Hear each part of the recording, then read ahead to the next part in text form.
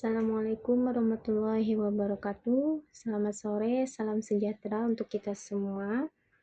Perkenalkan, nama saya Mulyana dari program studi PJJ Akuntansi Universitas Cyber Asia. Pada kesempatan kali ini, saya akan memaparkan terkait tugas mata kuliah analisis sekuritas dan portofolio yang diampu oleh Bapak Muhammad Ikhwani Saputra. Dalam tugas ini, saya merangkum jurnal yang berkaitan dengan mata kuliah analisis sekuritas dan portofolio.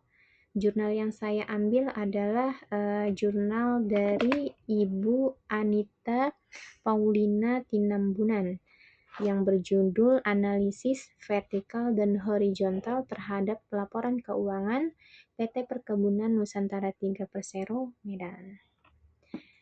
Baiklah.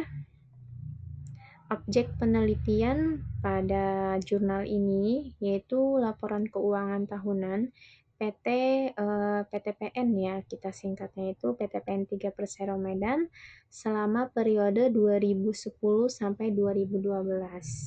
Bisa kita lihat di tabel samping ini adalah ikhtisar keuangan laporan keuangan PTPN tahun 2010 sampai dengan tahun 2012.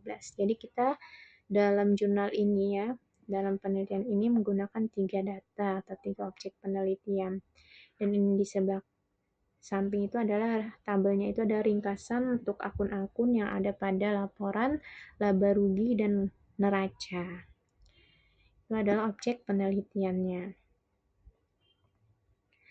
Masalah penelitian adalah dari data terdapat ya, dari yang kita lihat ketiga tabel ini diketahui bahwa secara umum nilai penjualan bersih, laba kotor, laba bersih, jumlah aset, jumlah hutang, dan jumlah ekuitas PTPN Persero Medan itu meningkat ya dibandingkan pada tahun 2010.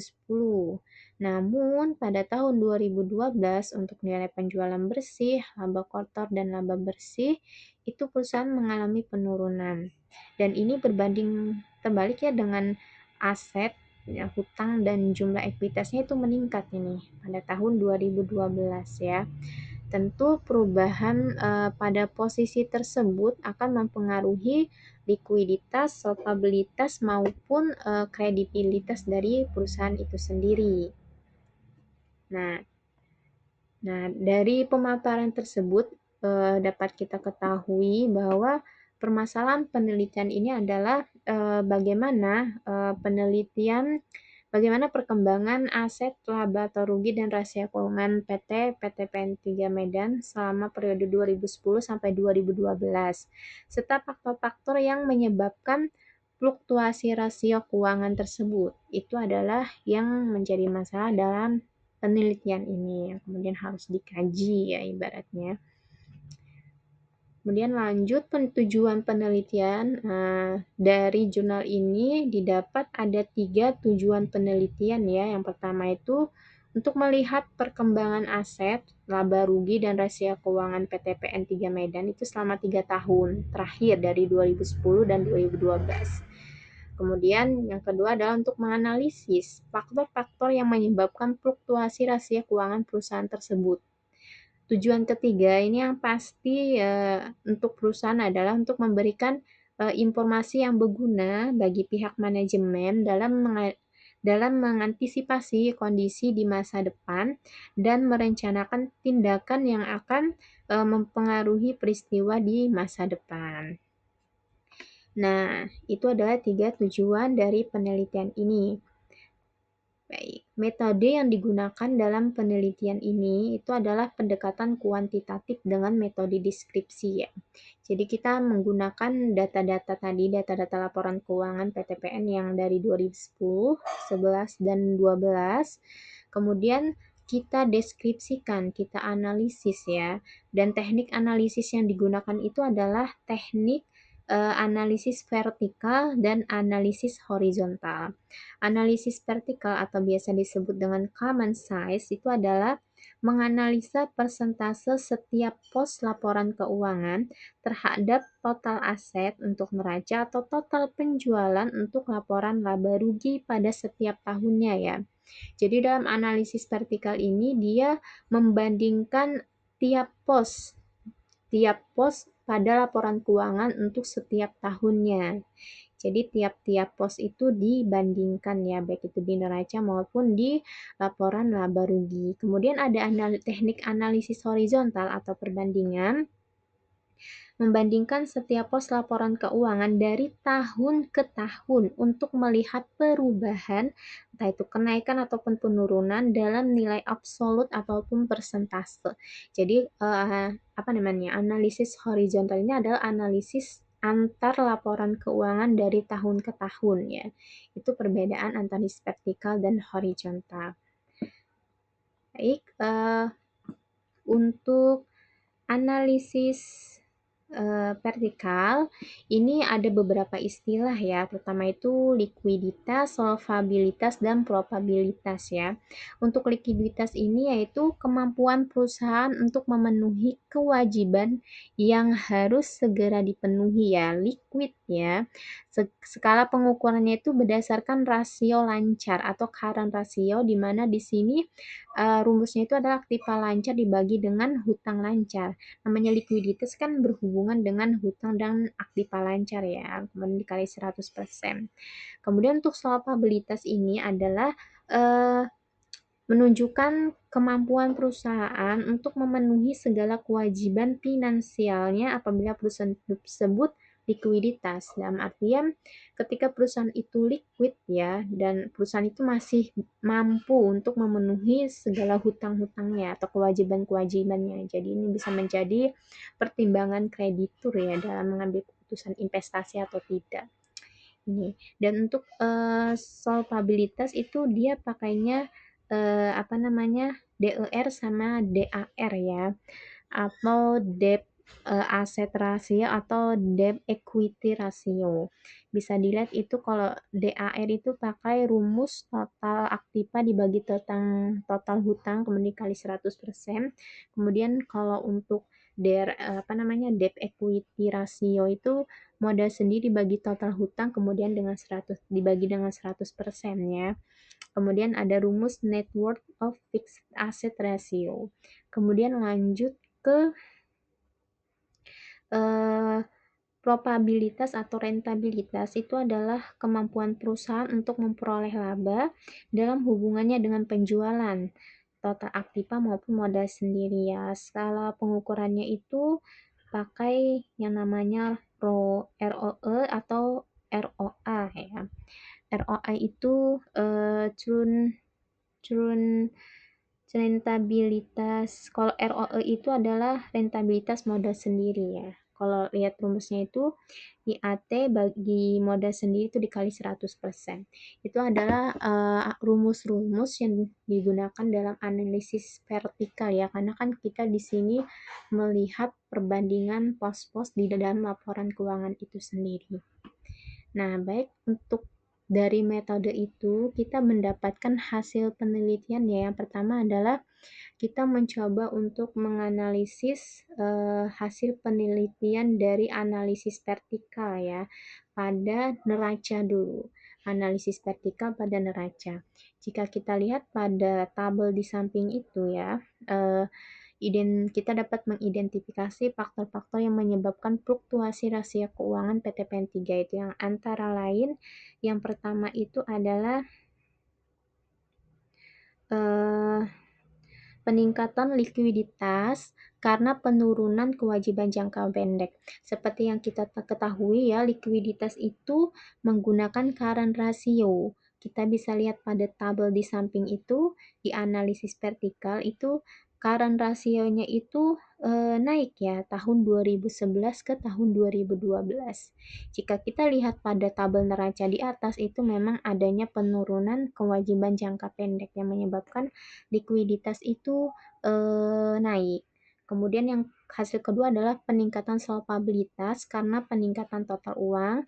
Seperti yang kita ketahui bahwa solvabilitas itu melihatnya dari rasio DER dan rasio DAR ya. Kita bisa lihat itu tahun 2011 ke 12 itu rasionya itu meningkat ya solvabilitasnya itu. Dan kita bisa lihat di perbandingan neraca itu bahwa meningkatnya solvabilitas itu karena meningkatnya total utang.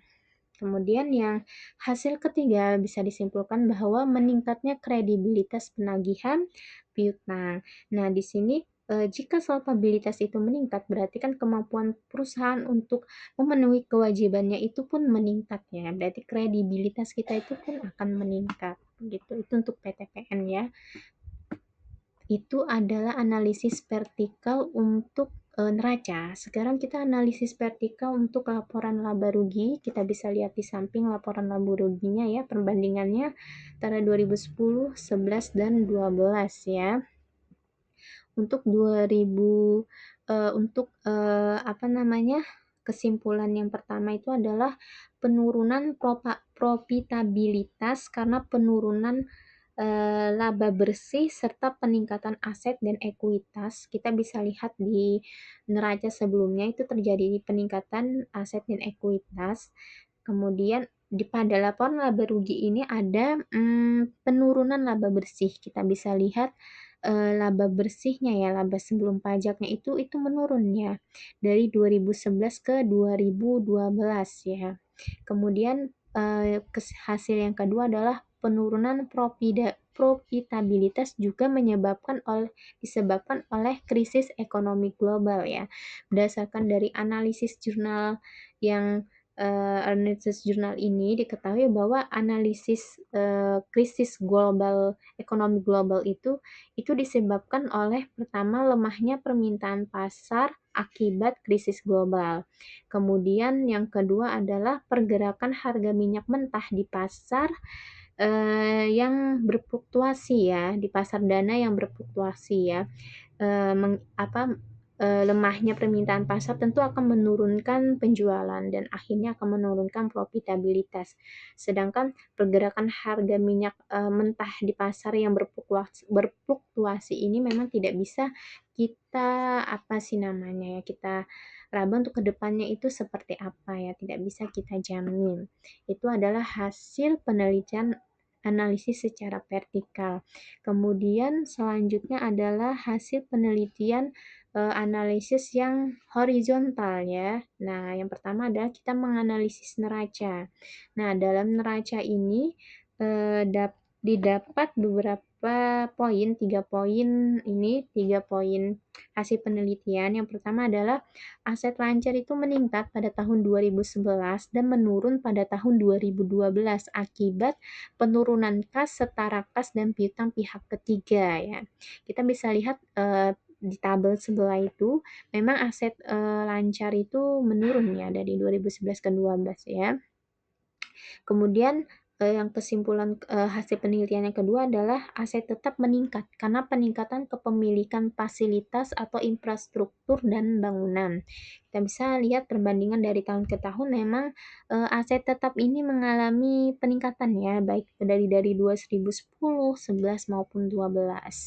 Kemudian hasil yang ketiga yaitu hutang jangka pendek itu meningkat pada tahun 2011 tetapi menurun pada tahun 2012 ya karena penurunan utang kontraktor, utang pajak, dan utang bank ya. Bisa dilihat bahwa terjadinya penurunan utang jangka pendek. Kemudian selanjutnya adalah analisis horizontal masih terkait neraca yaitu utang jangka panjang. Utang jangka panjang itu mengalami peningkatan karena peningkatan manfaat karyawan yang ditangguhkan dan liabilitas pajak yang ditangguhkannya. Ini bisa kita lihat utang jangka panjangnya meningkat ya dari tahun 2010 ke 2011 maupun ke 2012. Nah, selanjutnya adalah ekuitas meningkat karena peningkatan modal yang ditempatkan dan disetor perusahaan. Kita bisa lihat di tahun 2011 ke 2012 itu memang benar ada peningkatan modal yang sangat signifikan ya Dari yang awalnya 1,2 itu naik menjadi 13,1 ya. Sedangkan dari 2010 ke 2011 itu stagnan. Baik, ini adalah analisis penelitian horizontal untuk yang neraca. Sekarang adalah yang laba rugi. Nah, yang laba rugi ini didapat, kita bisa lihat penjualan bersih minyak sawit, karet, dan karnel itu mengalami penurunan harga jual ya. Harga jualnya itu menurun, kemudian laba bersihnya tapi meningkat ya dari 2010 ke 11 itu meningkat, tapi untuk dari 11 ke 12 itu jauh yang direncanakan ya. 11 ke 12 itu kita bisa lihat laba bersihnya itu sangat turun sekali ya, bahkan setengah ya, setengah dari laba bersih tahun sebelumnya ya. Itu adalah analisis horizontal antar laporan keuangan untuk yang laporan laba rugi dari 2010, 11, dan 12. Baik, dari analisis jurnal ini dapat kita ambil kesimpulan yaitu terkait analisis vertikal itu adalah mengidentifikasi faktor-faktor yang menyebabkan fluktuasi rasio keuangan PT PN3 seperti perubahan likuiditas, solvabilitas, kredibilitas, penagihan piutang, dan profitabilitas yang dipengaruhi oleh faktor internal dan eksternal. Eksternal ini itu yang krisis ekonomi global tadi. Sedangkan analisis horizontal itu menunjukkan perubahan signifikan dalam pos-pos laporan keuangan dari tahun 2010 hingga 2012 ya. Kita bisa lihat perbandingan aset lancar, aset tetap, hutang jangka pendek, hutang jangka panjang, ekuitas, penjualan bersih, dan laba bersih itu mengalami fluktuasi yang disebabkan oleh berbagai faktor seperti perubahan harga jual, investasi dalam fasilitas, dan kondisi ekonomi. Nah, implikasi dari analisis ini memberikan informasi yang berguna ya bagi manajemen PT PN3 Medan dalam mengantisipasi kondisi keuangan di masa depan dan merencanakan tindakan yang tepat untuk mempengaruhi kinerja perusahaan. Itulah analisis jurnal yang berjudul Analisis Vertikal dan Horizontal terhadap Laporan Keuangan PT Perkebunan Nusantara 3 Persero Medan ya. Mana jurnal ini oleh Ibu Anita Faulina Tinampunan. Baiklah, sekian untuk pemaparan tugas resum saya pada hari ini. Semoga bermanfaat untuk yang mendengarkan. Mohon maaf jika banyak kesalahan kata dan kurangnya penjelasan. Terima kasih. Assalamualaikum warahmatullahi wabarakatuh.